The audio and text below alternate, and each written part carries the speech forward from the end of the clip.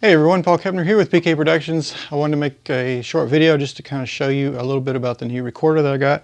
I had it set up on a rig, set up outside, just to show briefly what how it would be set up with my camera and everything, and had a lot of people ask and had questions about it. So this is the recorder. This is the Tascam DR60 Mk2. The other one, the first generation one, had the silver little handles here. A few other little differences on it, like the buttons right here were a hard plastic, where these are a soft plastic. But as far as visually, they're identical. There's nothing different about the two. I mean, you still have all of your dials, your gain controls, everything right here. You have dual XLR with 1/8" combos. You have your camera input right here. You have the low output and your high output as well going to the camera. This right here is a 3.5. Trying to see if you can see it in the camera. 3.5. That would be for mounting a shotgun mic. If you had it mounted on top of here, or normally you'd put your camera on top of here, and then if you had your shotgun mic on top of the camera, you would do that. You've got your headphone output, volume adjustment, your high output volume adjustment right here. You have a hold right here, so you can set everything where you want it, lock this hold, and then no matter what you turn or push, it won't affect your recording ability. On the back, this door right here is for your AA batteries.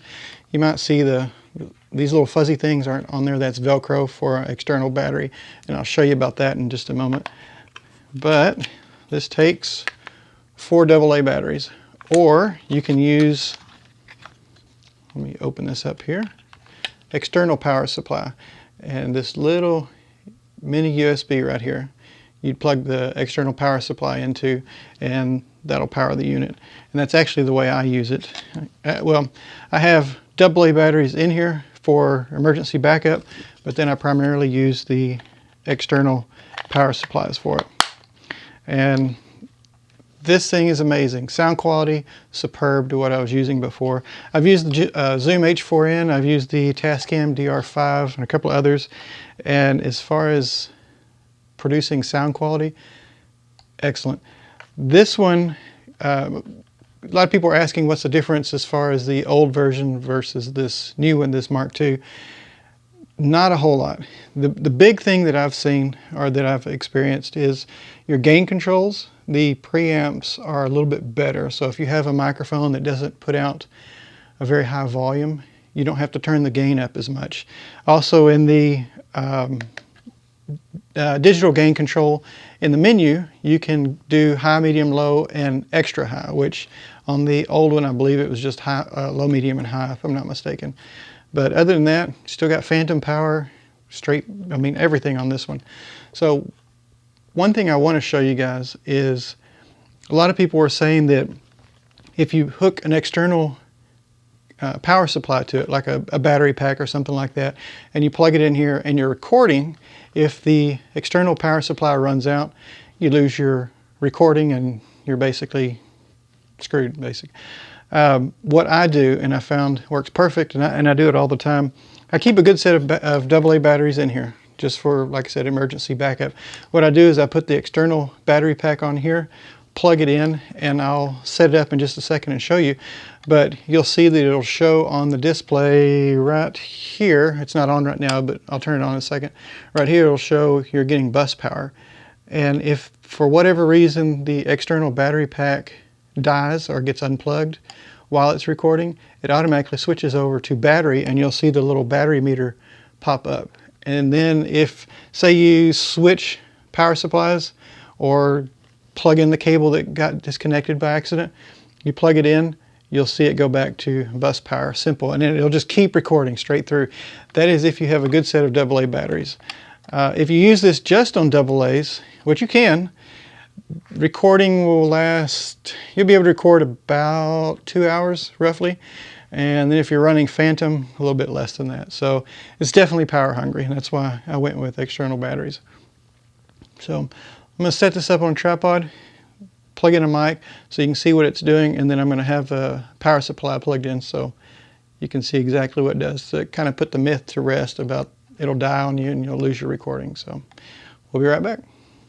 All right, as you can see, I've got the XLR mic plugged in right here, directly into here. Over here, I'll spin this around. This is the cover. Here's your AA batteries. Like I said, I normally keep a set in here for emergencies in case the external power dies.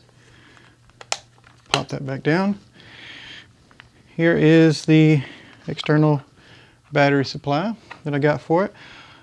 Got the Velcro right there, Velcro on here. Just stick it straight on, give it a little push, and you're good to go.